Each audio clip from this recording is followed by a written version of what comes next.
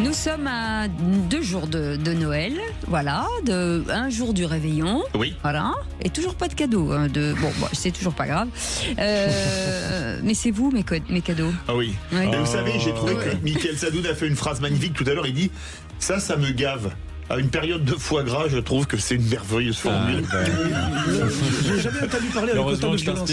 Comment ? Je n'ai jamais entendu parler avec autant de violence, Mickaël. Ah ouais, vous trouvez ? Ça a été dur un peu. Changer. Ça me gave. Ouais, c'est fou. Je m'appelle pas avec les fêtes de Noël. Vous savez, je suis juif, donc je ne respecte pas ça. Il y avait la fête de... Oh, le foufou, il est foufou. Qu'est-ce qu'il est transgressif, la violence. Ouais, mais les fêtes juives durent plus longtemps que les fêtes de Noël. 18 ans. Oui, Une semaine. Oui, en effet. En tout cas, ils sont autour de la table. Mickaël Sadoun, Bruno Pomar, Philippe David, bien entendu, et vous, 0826 300 300. Tout de suite, la question du soir. Benoît Gavel est producteur de lait dans l'Eure. Il fournit un grand groupe laitier qui exporte ses produits à l'étranger. Mais depuis quelques jours, l'éleveur est inquiet. La Chine vient d'instaurer de nouvelles hausses de taxes, de 21 à 42% supplémentaires sur les produits laitiers importés. Si ça baisse plus, on va vraiment être très en dessous des coûts de production. La première variable d'ajustement, mais ça sera la rémunération de l'éleveur. Les produits laitiers sont nos amis pour la vie. Les vraies voix Sud Radio. Et la magie a encore sonné. 0826 300 300. C'est Achour qui est avec nous d'Evry. Bonsoir Achour, bienvenue sur Sud Radio. Bonsoir tout le monde. Achour, votre avis, cette augmentation qui devrait arriver en février, si je ne m'abuse, de la Chine est très préoccupante quand même. Bon, maintenant le problème c'est que là on explique brièvement. Moi je me suis appuyé brièvement sur le sujet parce que j'ai entendu parler. Là, vous m'avez contacté pour pouvoir participer au sujet. Je me suis dit pourquoi pas. Maintenant le problème c'est qu'on n'explique pas pourquoi la Chine augmente les taxes. Parce que c'est par rapport aux subventions européennes qui ont été attribuées. Par rapport à une espèce de baisse de subventions qui a été attribuée, qui fait que ça met en concurrence les productions locales de la Chine. Oui, absolument. Oui, mais ça, on ne l'explique pas. Donc, le problème, c'est que comment est-ce qu'on peut riposter contre une puissance comme la Chine par rapport à ça ? Ah ben, c'est difficile. Alors attendez, Daniel est avec nous. Elle est là la question, parce que mettre des taxes, c'est bien, mais si c'est pour qu'on ait un retour de bâton encore plus violent derrière, et je veux bien, il n'y a pas de souci, parce que là, on est en train de se battre, essayer de trouver des solutions, j'ai envie de dire. On n'est pas LVMH, parce que LVMH, eux, ce sont les seuls, justement, à pouvoir, justement, produire du luxe et se dire, c'est soit vous rentrez dans notre jeu, parce que personne n'est capable de faire du luxe comme dans le monde entier, on est les seuls. Nous, en termes de produits laitiers, il y a la Nouvelle-Zélande qui est en concurrence, il y en a plein. Donc, le problème, c'est de se poser la question, pourquoi est-ce qu'ils ont augmenté, ils décident d'augmenter ces taxes? Parce que nous, augmenter, on pourrait le faire aussi. Voilà. Mais après, il y a une telle hypocrisie avec la Chine, sachant qu'on achète énormément de choses en Chine, en plus nous aussi. Hein. Absolument. Beaucoup de choses sont fabriquées en Chine, mais c'est pas le débat. Donc moi, la question, c'est est-ce que si on augmente les taxes, qu'est-ce qui va nous arriver en retour? Parce que alors bougez pas, Achour, bougez pas, restez avec nous. 0826 300 300. Daniel est avec nous. Achour, restez avec nous, bien entendu. Bonsoir Daniel, bienvenue. Bonsoir Daniel. Vous êtes producteur laitier. Oui, je suis ancien producteur laitier, mais je viens de prendre la retraite là. Voilà, mais je suis encore dans le combat, si vous voulez. Qu'on vous souhaite excellente. Vous souhaite une très bonne retraite. Déjà, ça c'est la première des choses. Oui, merci. Et vous vendiez en Chine à l'époque quand vous n'étiez pas en retraite? Non, nous, de toute façon, la Chine, ça a été l'Eldorado. À un moment donné, on pensait qu'on pourrait vendre en Chine. Enfin, j'ai pas trop suivi exactement les dernières nouvelles, mais moi, ce que je comprends, je sais pas comment l'Europe va résister à la Chine. Le problème, il est là. Et aujourd'hui, on a un marché qu'on pourrait reprendre des consommateurs en France, mais à nous de nous donner la possibilité de vendre notre lait, en France. Et dans les administrations, les hôpitaux, tout ça, il y a beaucoup de travail à faire aujourd'hui que nos politiques ne feront pas. Moi, c'est mon coup de gueule, ça serait ça, quoi. Alors, moi, je pense qu'on aurait beaucoup de moyens quand même de rétorsion. C'est simplement que l'Europe ne le veut pas parce qu'il n'y a aucune volonté politique. Mais c'est pas récent, ça fait quand même des années. Parce qu'Achour disait la Chine ne fait que réagir à des subventions d'entreprises européennes. C'est pas vrai. Ça fait depuis au moins 30 ans que la Chine ne se soumet à aucune règle de la mondialisation qu'elle a pourtant voulu intégrer.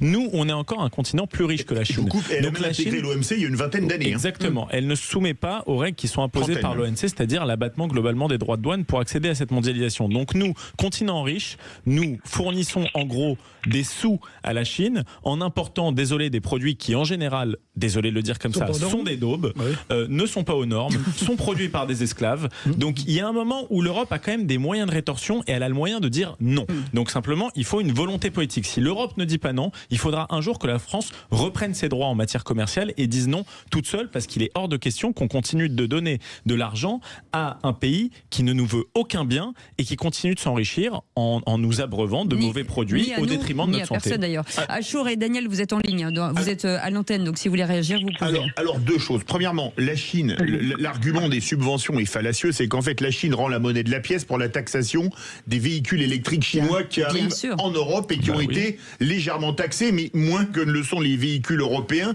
qui arrivent en Chine. Mais il y a quand même une question qui se pose. C'est que Michael Sadoun avait raison quand il disait que il n'y avait pas de volonté politique. Pourquoi ? Parce que Thierry Breton, et Dieu sait si je suis à peu près aussi souvent d'accord avec Thierry Breton qu'avec Éric Coquerel. Vous voyez, aujourd'hui, je suis d'accord avec Thierry Breton et avec Éric Coquerel. Et je n'ai rien vu. Je suis d'accord avec les deux le même jour. Il a viré. Thierry Breton a dit, hier, je crois, ou ce matin, je ne sais plus, peu importe, il y en a marre que l'Europe soit dirigée par uniquement pour les intérêts allemands. Qui était dans le viseur de Thierry Breton, évidemment, von der Leyen, qui est là pour défendre les intérêts allemands. Parce que, je le dis, je le répète, que les agriculteurs français mettent la clé sous la porte, les Allemands s'en foutent, ce qu'ils veulent, c'est vendre des machines-outils et des berlines de luxe en Chine, ou au Brésil, ou en Argentine, etc. Donc les intérêts français ne sont absolument pas défendus, parce que les Français déjà envoient toujours les plus mauvais à Bruxelles. La preuve, désolé, je vais encore être méchant, tant pis, mais Stéphane Séjourné, commissaire, vice-président en charge du commerce, alors qu'il n'a jamais travaillé dans une entreprise de sa vie, et que pour lui une usine c'est rendez-vous en terre inconnue, permettez-moi de vous dire que c'est à pleurer de rire.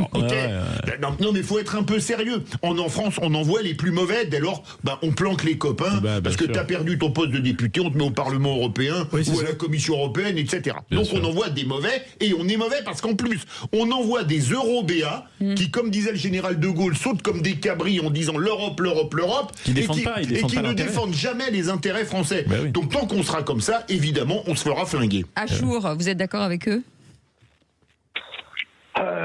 Honnêtement, c'est compliqué le sujet, j'ai envie de dire, parce que c'est très économique tout ça. Vous voyez, j'entends que s'ils augmentent les taxes de douane, automatiquement les producteurs français vont subir des conséquences. Est-ce que nous, moi, la question que je me pose, parce que moi je suis pas économiste, voilà, c'est que c'est quoi ces subventions qui, au niveau de l'européenne, qui sont attribuées, qui fait que ça fait concurrence à la production chinoise. Maintenant, vous me dites que la Chine la Chine produit. Excusez-moi, mais la Chine subventionne certaines de ses productions. Tout le monde sait que l'acier chinois bénéficie d'aide de l'État chinois. Il est moitié moins cher. Voilà, c'est tout. Plus. Oui.